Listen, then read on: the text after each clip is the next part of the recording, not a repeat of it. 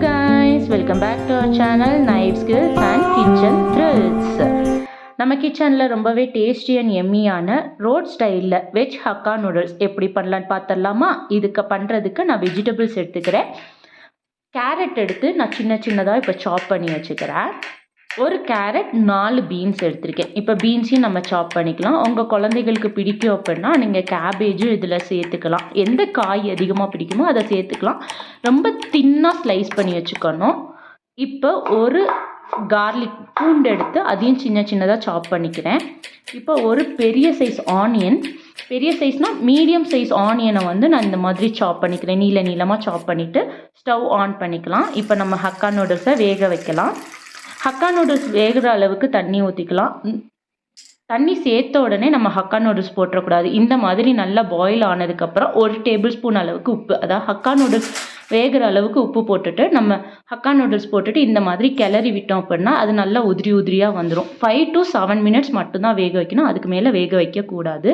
இப்போ வெந்ததுக்கப்புறமா கடாய் வச்சு ஆயில் சேர்த்துட்டு நம்ம சாப் பண்ணி வச்சுருக்கோம்ல அந்த கார்லிக்கும் சேர்த்து நம்ம நல்லா வறுத்து எடுத்துக்கலாம். ஒரு 75% நல்லா வறுத்ததுக்கப்புறமா நம்ம கட் பண்ணி வச்சுருக்க ஆனியனையும் நம்ம சேர்த்து நல்லா வதக்கி விட்டுக்கலாம். ஆனியன் வதங்கினதுக்கப்புறமா நம்ம கட் பண்ணி வச்சுருக்க வெஜிடபிள்ஸ் சேர்த்துக்கலாம். ஃபர்ஸ்ட் கேரட் சேர்த்துட்டு அதுக்கப்புறமா பீன்ஸ் சேர்த்துட்டு நல்லா சாட்டே பண்ணிக்கலாம். நல்லா நம்ம கிளறி விட்டுக்கலாம். அதாவது வெஜிடபிள்ஸ் ஃபுல்லாக குக் ஆகிடக்கூடாது. ஒரு 70% அந்த அளவுக்கு குக் ஆனால் போதும். அப்போ தான் நல்லா ஆயிலில் கடிப்படும் போது க்ரன்ச்சியாக இருக்கும்.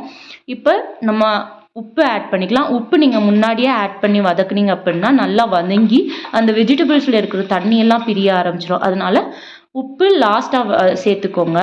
உப்பு சேர்த்ததுக்கப்புறமா டொமேட்டோ கெச்சப்பும் சில்லி சாஸும் சேர்க்குறேன். இது கம்ப்ளீட்டாக ஆப்ஷனல் தான். நான் ஏன் சேர்த்துருக்கேன் அப்படின்னா டொமேட்டோ சாஸ் சேர்த்தோம் அப்படின்னா நமக்கு ஒரு மாதிரி நல்லா சாஸியான டேஸ்ட் கிடைக்கும்ல, அதுக்காக சேர்த்துருக்கேன்.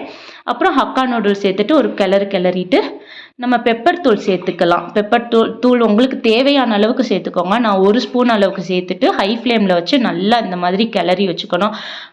ஃப்ளேம் சிம்மில் வைக்கக்கூடாது, நல்லா ஹையாக வச்சு தான் கிளறணும். கிளறி எடுத்துட்டிங்க அப்படின்னா சூப்பரான ரோட் ஸ்டைலில் ஹக்கா நூடுல்ஸ் ரெடி ஆயிடுச்சு.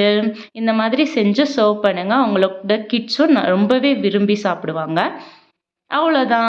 இந்த வீடியோ உங்களுக்கு பிடிச்சிருந்துச்சு அப்படின்னா சப்ஸ்கிரைப் பட்டனை சப்ஸ்கிரைப் பண்ணிவிட்டு கூடவே இருக்கிற பெல் ஐக்கானையும் கிளிக் பண்ணிக்கோங்க. தேங்க்ஸ் ஃபார் வாட்சிங்.